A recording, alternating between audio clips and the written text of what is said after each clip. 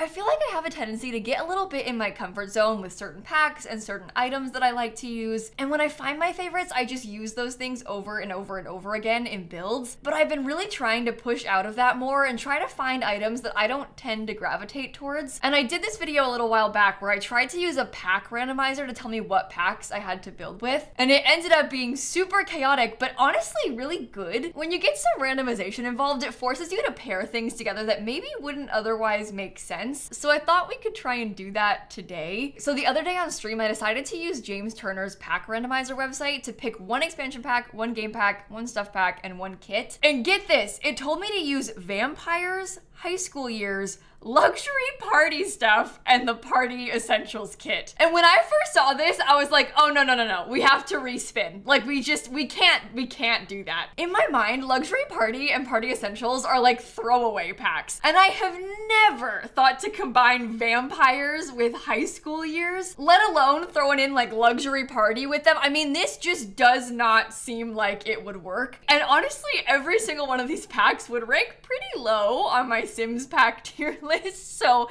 it's kind of intimidating to try and build with them. But then I got to thinking, and it made me realize that I've never really built a vampire community lot before. In fact, I don't really build nightclub type stuff ever, and these packs might work to build some sort of venue like that. So that's the plan today. We're gonna build a vampire nightclub. And you know me, I never play with vampires. Honestly, I don't really ever play with any of the occult sims. I'm not really one to use vampires or werewolves or any of those things. And obviously we all know that I very rarely build community lots because I just feel like I'm not that good at making them. It's definitely an insecurity of mine, so I kind of tend to avoid doing it. And that's the beauty of this stupid little pack randomizer challenge, because it really forced me to try and do something different. I never would have built this otherwise. And I'm really glad that I did this challenge because I had a lot of fun building this one. So at its core, on the outside, I was trying to make sort of like an abandoned factory kind of vibe. I was looking at a lot of pictures of real life factories and sort of trying to recreate that kind of thing. It was hard because I didn't have a lot of the packs that I wanted to use for it. Things like mosquito stuff would have been kind of cool. I ended up using high school years instead. These are like an Art Deco sort of style window. It's probably not perfect, but I think it works well enough for what we need. And then kind of the whole idea here was that the inside of this is like an unassuming abandoned warehouse. There's like a stinky, nasty bathroom. But then there's like a secret doorway. And if you go through that secret doorway and into the basement, that's where all of the cool stuff happens. So there's 2 levels of the basement in this building. The upstairs is very plain, very simple. It's supposed to be that way. And the fun stuff happens downstairs. So we'll start this by building kind of that abandoned sort of energy. And then we'll go downstairs and have like hot pink lights and all of these cool party accents and all of the good stuff. I tried really hard to use a decent amount of stuff from every single pack. For example, we have a lot of debug landscaping from high school years. There's windows from high school years. We've got a mix of like vampire wallpapers and party kit wallpapers. And I'm building this in Copperdale. This is where the starter home is in Copperdale. There's like a tiny little house by the lake. I bulldozed it and I replaced it with this. I think this kind of works. And it's cool because there's like the fairgrounds across the way. And I obviously set this up to be very much a vampire hangout, but I feel like in my mind, you could totally use this as any sort of occult hangout. It might be a cool spot to have like aliens and werewolves and everybody kind of mixing and mingling. And you know what? I'm definitely guilty of building vampire stuff, but like only ever doing it in the vampire world. So it's kind of fun to make a vampire thing that isn't stuck in Forgotten Hollow. And it's also not really creepy. Obviously it's a little bit abandoned, but once I get on the inside, you'll see it's not like creepy or scary down there. It's actually kind of like a fun, vibrant sort of party vibe. And that's a little bit different for me too. So I really enjoyed doing this build. If you want to watch back the full thing, I did actually build this on my Twitch stream. Granted, I built it like a couple months ago on my Twitch stream.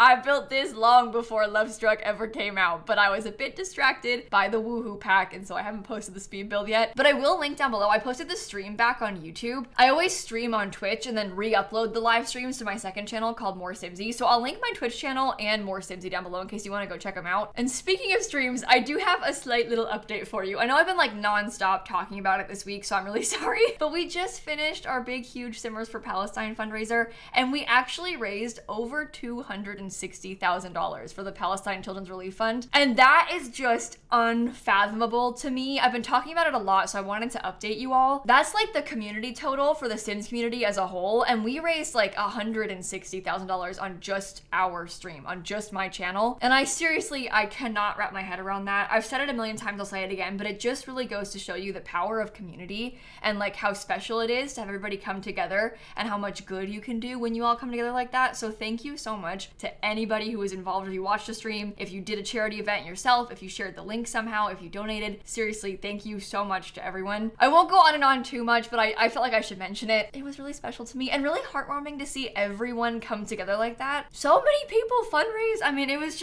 so cool, so cool. But anyway, we're moving back to the inside of the house now. I'm kind of trying to figure out the layout. So you can see this little small door, that's where you go through to get into the basement. There is like a tiny lofted space. I tried to put some little things like old TVs and like some beanbag type chairs and like slight places to hang out, but really this ends up being quite dark and not really the sort of spot you'd want to be in.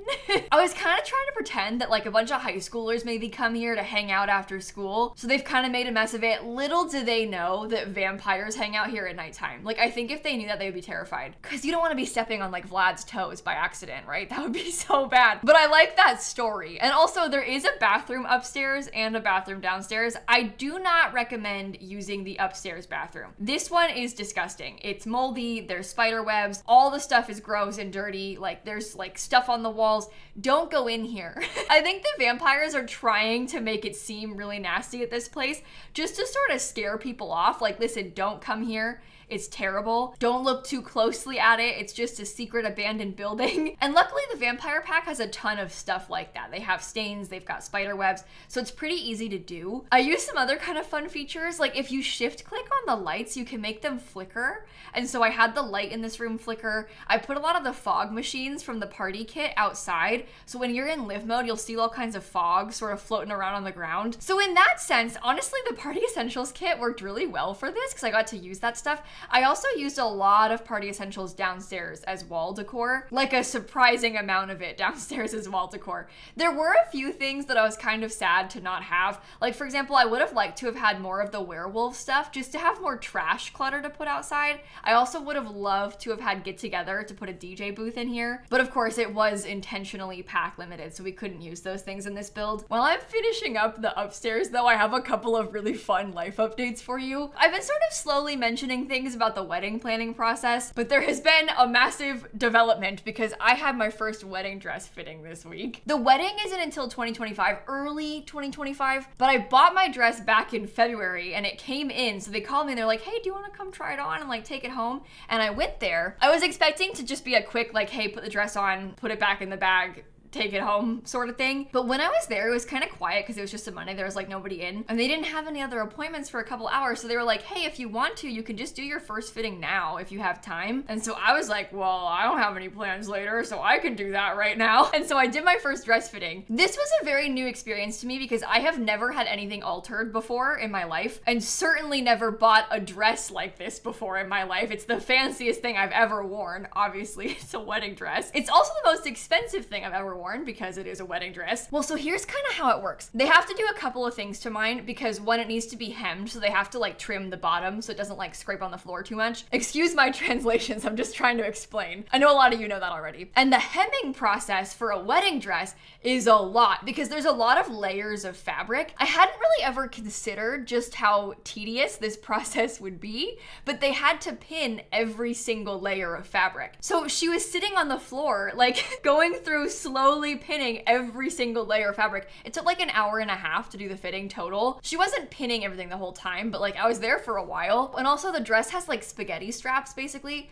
But I really wanted to have sleeves. So I bought the dress and I bought sleeves. And when I tried it on, we had like kind of just like stuck the sleeves on like, oh, here's how it looks. But they're gonna take those sleeves that I bought and then actually sew them on. So they had to pin the sleeves there. And then like, it's kind of got a corset top almost a little bit. And the problem is there's not a lot going on up here. So it's like big. It's kind of like gaping almost off the front, so they have to like pull it in a little bit so it fits up here because there's nothing there. That's not really a new problem to me, so I was expecting that. But anyway, they pinned all of that too, so they can take it back and alter it. And then I'll come back in like October for a second fitting. So we have a lot of time. Like the dress, I don't need it until, 6+ months from now. They were saying how sometimes they start the alterations closer to when the wedding happens. Like they'll do it like 3 or 4 months before. But I was there and I'm not gonna get taller by next year, am I? No. So we just did the first one then. It was kind of fun though. It's very exciting to like actually see it more because they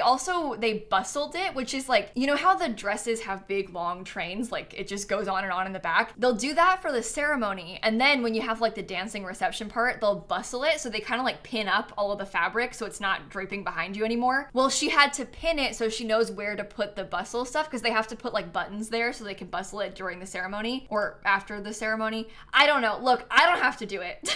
I can't do it to myself. Someone else has to do it to me. But it was kind of cool to see the dress like with the sleeves properly pinned and like see it bustled for the first time because I didn't really know how to expect what it would look like. So I was thriving. I got to wear my pretty dress for like an hour and a half. It was so fun. I wish I could show you. This is the thing, like I would show you the dress, but also I probably should not because the wedding isn't for a while and I'm not trying to get negative feedback, all right? I already bought it. Like it's too late. If you've got negative opinions about it, I don't want to hear them. So I think I'm just gonna wait until the wedding happens and then I'll show you pictures and stuff, obviously. But that seems like the kind of thing to keep to yourself so that nobody can like whisper in your ear negative thoughts about it. Because again, it's too late. There's no changing the dress at this point. There's no way to be constructive. It's just gonna hurt my feelings. So I'll keep it to myself. But anyway, that's my big update. I know a lot of you probably don't care about that, but I do. So I thought I would tell you anyway. We're finally working on the basement part. So you can see what I mean by 2-story basement. It's kind of like this cool lofted space and the upstairs or the first downstairs, however you want to put it, this top part is where the bar is. So we have a lot of cool LED strips. There's a lot of purpley lighting happening in here. There's disco balls. We've got a really cool photo booth so you can take pictures. If we had had the supply closet from Lovestruck when I built this, it would have been perfect too, because you can see I literally put a fake supply closet kind of in the back corner next to the DJ Freezer Bunny. There's like a little 2x2 room. That's a supply closet that I just put like some chairs and like a broom in. But if we had the Woohoo closet, you could totally use it right there. So if you download this and you have Lovestruck, I'd honestly recommend replacing that just because then you have more than one spot. You've got the photo booth, you've got the supply closet, and then downstairs, the second downstairs, this is where the dance floor happens. There's kind of like a stage space down here, and there's bathrooms in this area, but like nicer bathrooms that aren't gross and grimy. So probably use those instead if you come here. Don't go in the upstairs ones. I did some kind of chaotic things. Like I put candelabras on top of the little dining tables. I know it's a bit excessive, all right? But I was trying to get some little subtle vampire details in. And so I wanted to use more vampire stuff because realistically, most of the vampire stuff was just the like stinky stuff upstairs. And I didn't want to only have that. So I tried to put those on the tables. There's also like almost an Instagram photo spot with a vampire couch. And then down here, we also have the stage. I put a piano and like some instruments and a microphone on there. You don't really need to have the instruments for it to be a nightclub, but I was trying to build this so it would work as a nightclub, a bar, and a lounge. I made sure it had all the required items for every single thing. I intend to use this as a nightclub, but if you wanted to switch it, I wanted to make sure you could. Oh my gosh, and it's not a piano. I swapped it for the pipe organ because of course I did.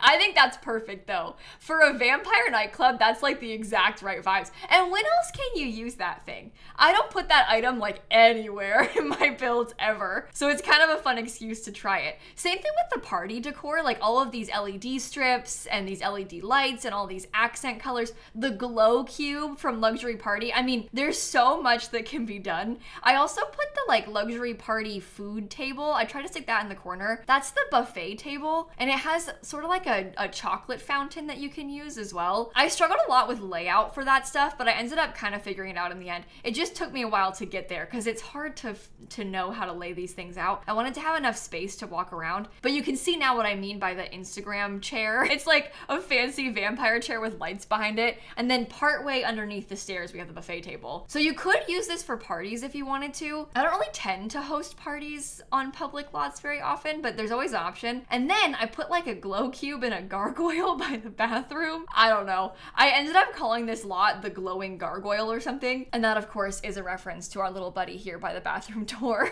I will take any excuse to make fun of that glow cube. Honestly, luxury party stuff is such a flop, but it having that glow cube, it has grown to be slightly iconic. It started off being ridiculous, and it still is, but at least now it's a fun meme, you know? So I used the glow cube, of course. I think that's the full extent of our luxury party items, though. We have the glow cube and then some bar stools from luxury party, but for the most part, this is like vampires and the party essential kit pretty much everywhere. Also a fair bit of high school years. We have like some high school years seating and stuff too. Upstairs in the sneaky scary area, there's like some high school years beanbag chairs. I also put a coffin over there. Again, I was thinking about woohoo spots, and so I thought the coffin was kind of a fun little nod to it being a vampire place, but also then you could woohoo in there. So that makes 2.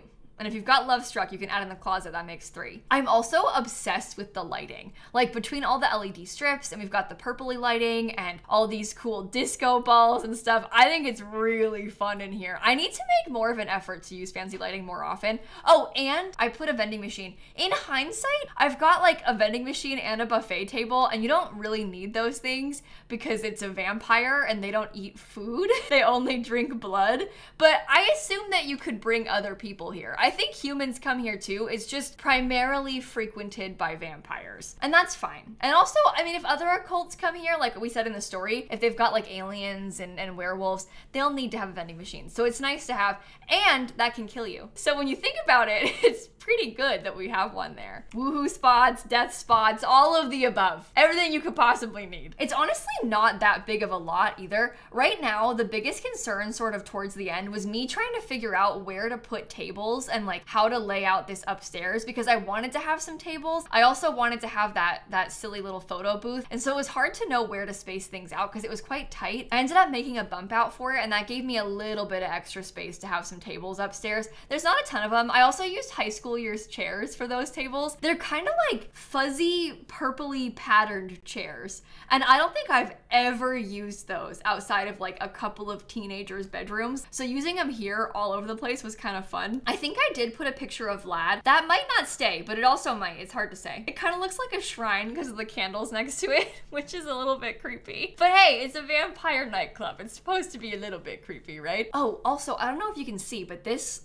lump who's on the cat tree next to me, that's Snap. I've been trying to remember to like pay attention if there's a cat there and mention it in my videos, because otherwise you just see movement and you're like, what's that? What's going on back there? I have 3 cats. That's the oldest one. She's 16. Her name is Snap, and she's like a tabby cat. You can't really see because it's dark by the window, but she's the one you'll see most often in my YouTube videos. The kittens don't tend to sit still as much for us to film them like this. She's been making a lot of appearances recently in my YouTube videos. She kind of goes through phases. Like she had about a year or so where she wasn't hanging out on my cat cam spaces very often, because I have a camera that I can put here or when she sits like in that chair or down here so I can film her for my Twitch streams. I have a cat cam on my streams all the time. But she had a moment where she wasn't hanging out like in those cat cam spots as much. And then she had a surgery a few months ago. She had to get like a cancerous mass removed from her hip. And I had to trap her in my office when I was in here because she had to be like basically babysat for a little bit because she couldn't get around very well. So I would like bring her with me wherever I went so that she would be supervised. And when she was in here during that time, she was like, oh, I kind of like this cat tree. Like she had never really used it before then, and then she was like, oh, that's a good one. The kittens used it, but she didn't, and then she remembered, and now she's in here all the time. So she's back in her cat cam era. She's back in her YouTube star era, if you will. But we're just now kind of wrapping up some finishing touches here in the nightclub, and then I'll pop back into the game and give you a full tour of the finished product. I have a lot that I want to show you because I kind of want to explain how it works and stuff, because there's a lot going on in here. I had fun putting things like the VIP bucket date reward and like the star mirror. I never use that, so it's just cool to have a place where it actually makes sense, you know? That's pretty much everything in the build. I mentioned that I built this in Copperdale, so if you're looking to figure out what lot it's on, it's over here on this Lasuli Point lot. I just bulldozed the starter home. Copperdale gargoyle has such weird lighting, so it's kind of annoying to build on, but thankfully it's a nightclub, so the lighting part doesn't matter too much. But it's called the Glowing Gargoyle on the gallery. Obviously it just uses 4 packs: high school years, vampires, luxury party, and the party essentials kit. It's like nice because it's limited packs, but also half of these are probably packs that you don't have. I would not recommend that you buy luxury party or party essentials. If you're gonna get just one stuff pack, never get that one. There is literally no reason to ever buy luxury party stuff. Please don't waste your money. Even on sale, I have a hard time recommending that one to you. Anyway, this is what it looks like when you place it from the gallery. It looks pretty unassuming in the day. It's kind of simple, just a gray little factory. I did put some things around the back. There's like some graves. We have a lot of little things like fireflies and some bugs like mosquitoes, but I want to bring a sim here so I can show you it at night. I'm literally gonna cheat to make it nighttime just so you can like fully appreciate this. But this is what it looks like if you come here in the dark. You'll see the fog kind of starting to come out. We've got all of the bugs happening. I just think it looks really cool from the exterior, all those little details. This is the upstairs bathroom. It doesn't download as stinky on the gallery, thankfully. So you can shift click to make them dirty if you want to, but it won't be as bad if you get it off the gallery just because it won't save. The main floor is really simple. It's just like some crates. I did put a dartboard so you have some things to do. And then up here, we've got that little TV section, which actually for some reason people are using. That's kind of cute. And of course there is also a coffin. Ignore him, all right? Oh, he's farting. Oh my God. This is what I get for playing with random sims and also cheating. But downstairs, this is kind of an idea of what the nightclub interior looks like. So we have a couple of dance floor spaces, one upstairs and then one downstairs, double downstairs, if you will. To get in here, you'll go through these double doors and then kind of sneak down the staircase. It's not that secretive, but it's subtle enough. This light, luxury party. Love an excuse to use it. Fits right there in the corner. We have that VIP bucket. This is that like little employee space that I was talking about. This is what I would replace with the supply closet if you have it, but there is a vending machine in there. And there's also a mini fridge if you need it. So if you're coming here and like playing a rags to riches, you can get food for free, which is a good point. There's a huge bar, lots of bottles and stuff. This light, luxury party stuff. Good excuse to use it. We have the photo booth. There's that starlight I mentioned. And then down the staircase, this is kind of that cool like Instagram section. I have a lot of fairy lights around it so you can pose there and take some photos. There's some tables. We have a second dance floor right here. And then we have the organ, a violin, and a microphone. They're playing some wild music in here, okay? Pipe organs and violins at the club. This is that buffet table to serve food. And you can also get like a drink fountain if you want to. And then down this way, you can pay your respects to the gargoyle or come inside and use the bathroom in here. And that's pretty much the whole place. It's not too big. It's not even that full, but I think it works for what it needs to. Everybody's showing up and they're glitched because I tried to cheat the time. It is fully play tested as well, so people can actually use it. I just wouldn't recommend using UI cheats to cheat the time because that kind of breaks things. But it was for science. You had to see it at night. And that, my friends, is the fully finished vampire nightclub. So hopefully you enjoyed this video. A little bit different for me, but still kind of fun to do. Let me know if I should do more occult themed community lots, because things like an alien restaurant or like a werewolf cafe, it might be kind of fun to mess around with. And I'm totally down to try. Also check out my Twitch channel because I did build this live over there. I'll link that and my second channel down below. Thank you for watching. Have the best rest of your day, and I will catch you all tomorrow. Okay, bye everybody. Now I need to play with a vampire so I have a reason to come and visit this place. I was so bad about that.